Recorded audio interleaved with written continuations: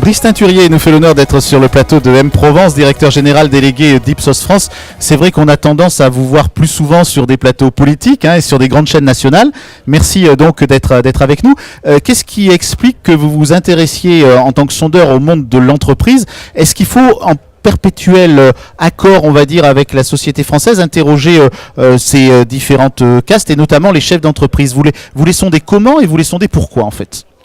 Alors d'abord, mon activité est extrêmement tournée vers les entreprises. D'une part parce que je travaille au sein d'une entreprise privée, même d'un grand groupe mondial. D'autre part parce que la dimension politique électorale à laquelle évidemment je participe, je travaille aussi sur ces dynamiques-là, n'est qu'une petite partie de mon activité.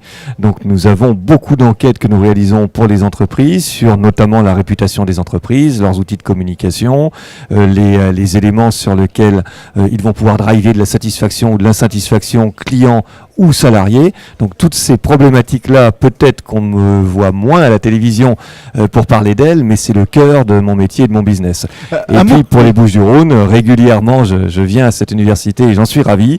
Et j'ai aussi besoin de ce contact et de cet échange avec les chefs d'entreprise parce que on leur apporte quelque chose à travers les données, j'espère, que je mets à disposition. Mais il est toujours intéressant aussi d'avoir l'échange et moi je repars enrichi en permanence de ce type de dialogue. Un mot sur cette grande idée selon laquelle chaque Français aime son entreprise, mais où l'entreprise n'est pas tellement aimée de la France. C'est un poncif qui est toujours valable, ça? Non, c'est une idée fausse. Depuis maintenant très longtemps, en réalité, les Français non seulement considèrent massivement, je dis bien massivement, à plus de 80%, que l'entreprise est quelque chose de positif, mais l'évolution a été encore plus dans ce sens-là. Vous n'avez qu'une toute petite fraction de la population très typés politiquement, là pour le coup, sont des sympathisants front de gauche, qui voient dans l'entreprise d'abord un lieu d'affrontement, de lutte des classes, etc. Pour l'immense majorité des Français, l'entreprise, et on a fait beaucoup d'enquêtes là-dessus, c'est d'abord un lieu d'intégration, un lieu de stimulation, un lieu d'enrichissement, et pas seulement matériel à travers un salaire, un lieu d'enrichissement aussi dans la collaboration avec les autres. Donc c'est l'organe un peu vivant de la société auquel ils sont très attachés. Cette idée que les Français auraient un rapport problématique avec l'entreprise est une idée fausse à laquelle j'essaie de tordre le cou depuis déjà longtemps. Et alors une réconciliation qu'il faut aussi essayer de faire, tout le monde le dit, mais c'est pas forcément évident dans des territoires où 95% ou 97% des entreprises sont des entreprises de moins de 10 salariés. La grande et la petite, la grande qu'on voit comme le CAC 40 avec les délocalisations, avec les optimisations fiscales, et puis la petite qui aurait toutes les vertus, c'est aussi quelque chose que alors ça, c'est, pour reprendre votre terme, un poncif beaucoup plus vrai, c'est-à-dire que les TPE, les PME en tous les cas, jouissent dans notre pays d'une très forte considération. On a une bonne opinion à plus de 80% à l'égard des PME.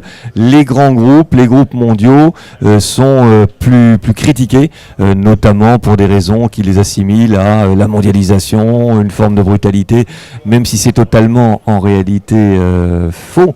Je crois que ce n'est pas du tout ça qu'il y a dans le rapport avec les grands groupes mondiaux, mais c'est vrai que cette dichotomie grand-petit existe dans le rapport que nous avons avec les entreprises, de même qu'on a la dichotomie proche ou lointain.